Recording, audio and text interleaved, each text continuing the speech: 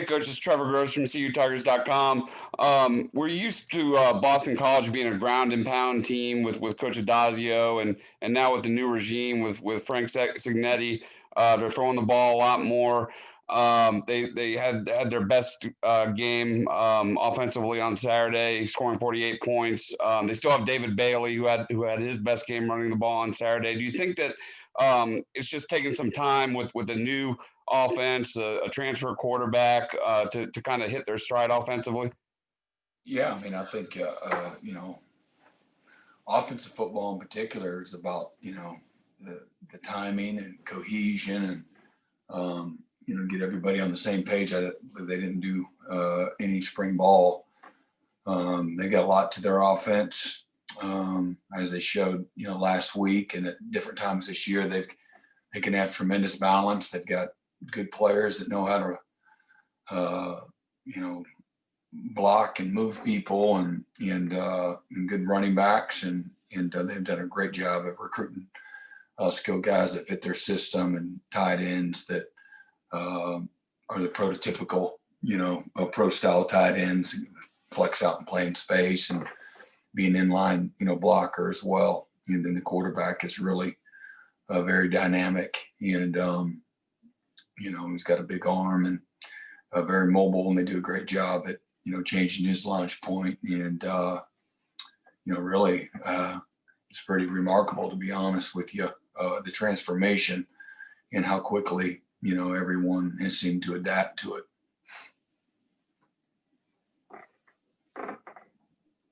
You mentioned the tight end, Hunter Long. They probably rely on their tight end more than just about anybody in the country. He has 38 catches and 3 touchdowns this season. I know you've gone against some great tight ends, but just how much of a matchup problem is he? Well, yeah, he's big and he's athletic, and he's just a huge target. Got great hands, and then again, they don't do some of the traditional things that we see in the spread world. They're not. Some of it they do, and then other ways they use them are not the normal ways. And they have other tight ends and, formations. You got to kind of sort things out. So, he's definitely a feature guy, excellent player, and somebody that, again, for the flow of their offense, he's a critical part of that, no doubt.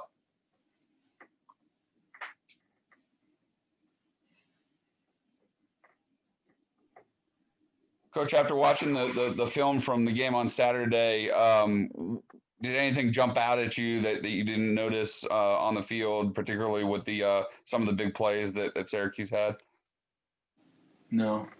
Yeah, we just lost contain on the reverse, and just got beat, on the go ball, and really that's about it. So got to play better, and play a little bit better technique, and more discipline. When plays go away,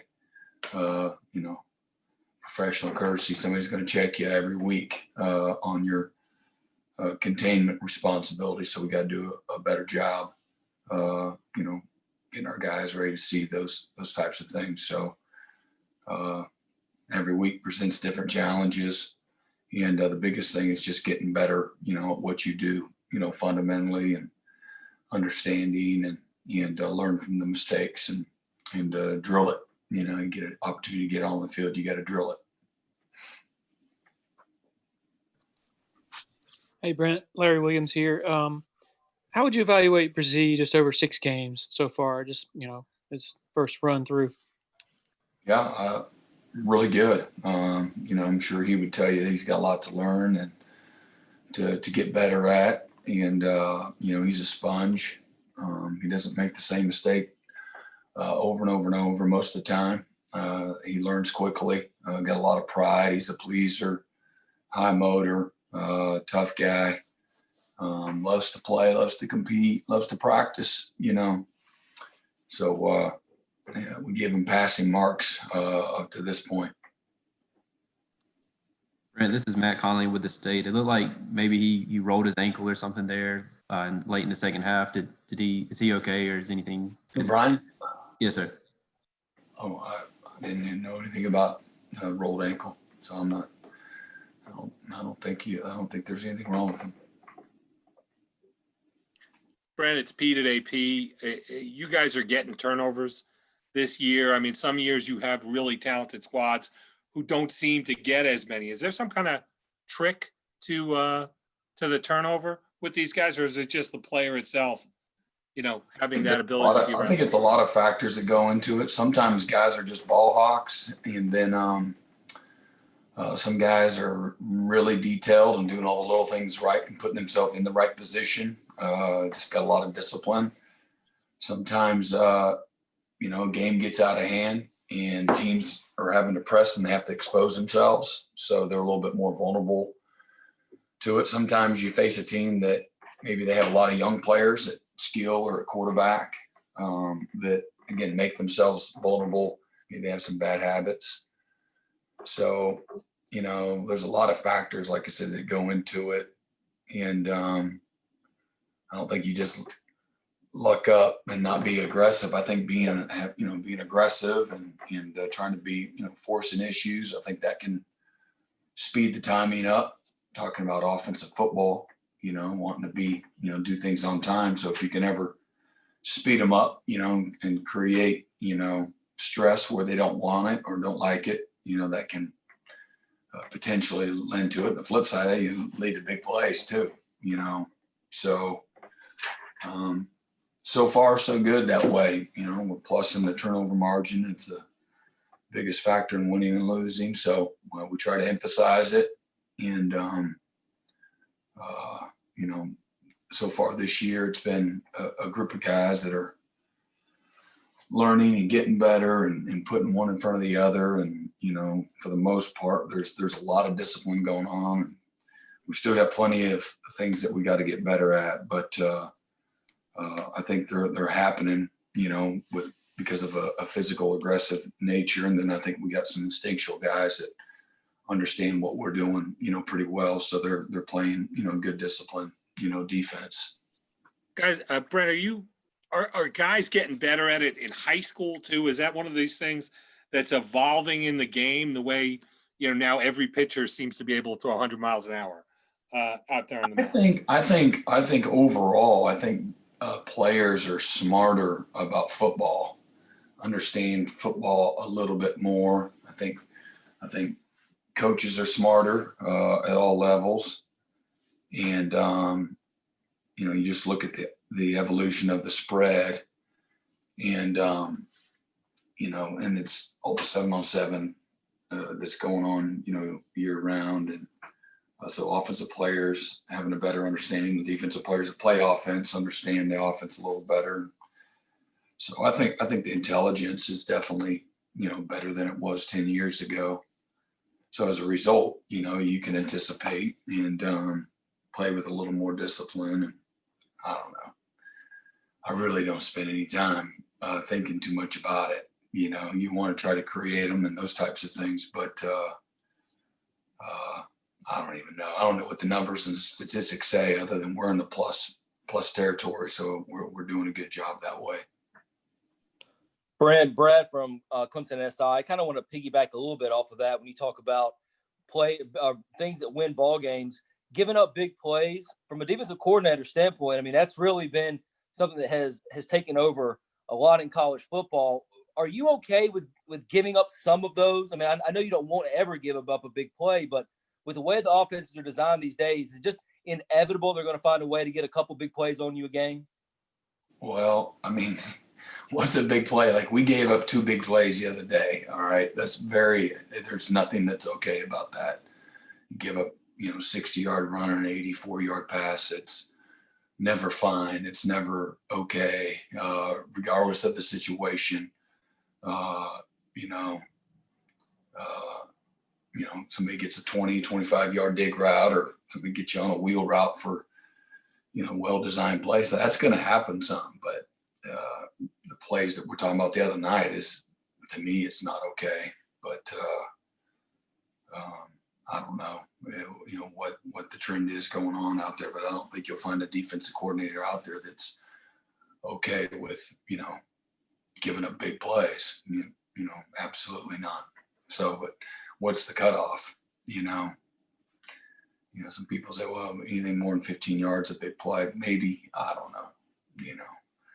But you start getting into those 35, 40-yard plus plays, man, those are backbreakers, man. You're setting yourself up. You're not going to play great defense if that's who you are, and you're doing that every single week, you know. And we've had 3 of them in our last 2 games, you know, that just can't happen. So we got to work hard to correct those. Hey, Coach, it's Trevor again. I remember Coach Sweeney telling the story about showing you the high school tape of Nolan Turner, and you said, "Wow, who is that?" And that's all he needed to know from you. But just how gratifying is it for you to see him having the season that he's having, or you know, a real diamond in the rough? Well, I mean, since the day he got here, man, it's been like, golly, well, that worked out well for us. He does everything right. And again, he's always got a great attitude. He's a giver of his time, just a great teammate, somebody that shows great appreciation on the field, you know, all the details and the work and the preparation, just how he practices shows up. So again, just a great example for those guys around him. And a great example for all of us, you guys included, us that love college football. You know, everything comes in you know, different shape and size and form, and just because nobody knew about him doesn't mean he can't play. Just because nobody knew about him means he can play, you know. But there's a lot of Nolan Turners that are out there. Sometimes they end up at a place like Clemson. Many times they don't. But if you can play, you can play. And if you got work ethic, you got work ethic. He's got a lot of natural talent. You know, it's not like he's just a blue chip or blue collar work ethic guy that, you know, that's, you know, playing beyond his ability. I don't see that at all. He's skilled, very skilled. He's got good speed. He's got great fundamentals and just a great poise under pressure. Just really good natural instincts, you know, for the game. And just, you know, thankful for him. Great leader, you know, just a tremendous leader. It's like a coach out on the field. We'll take 1 or 2 more for Coach. Brent, it's Larry again. I'm sorry to rehash this, and I apologize if you went over it Saturday after the game. I was just curious on that deep ball over Charleston. He's a post player, and they ran a, you know, fade ball away from the post player. Xander's got to be a little deeper. You know, he wasn't deep enough, but I don't think he's going to stop that play. But he's got to be deeper. But just playing man free. So the bigger thing, I guess, was just the technique of. Yeah. Yeah. Yeah. Mm-hmm. We'll take one final. I'm sorry, Ross. What was Joseph supposed to, like, what would have been the ideal technique there, I guess?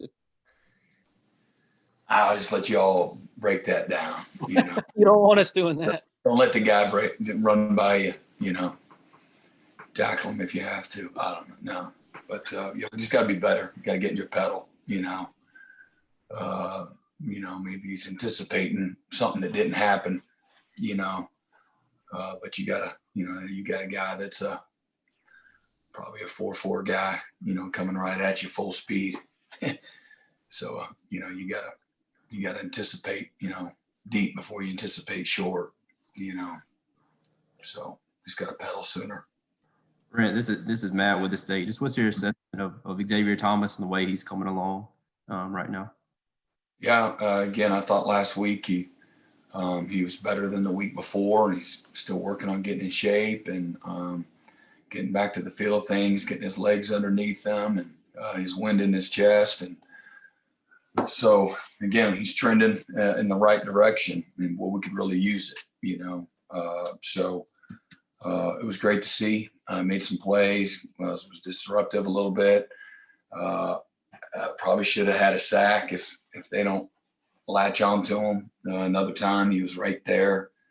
And, you know, he's getting his confidence back as well, and not having played and practiced in a little while, that'll do it to you for sure. And but it's good to see, you know, some of the success that he had in his old disruptive self. He's strong. He's powerful.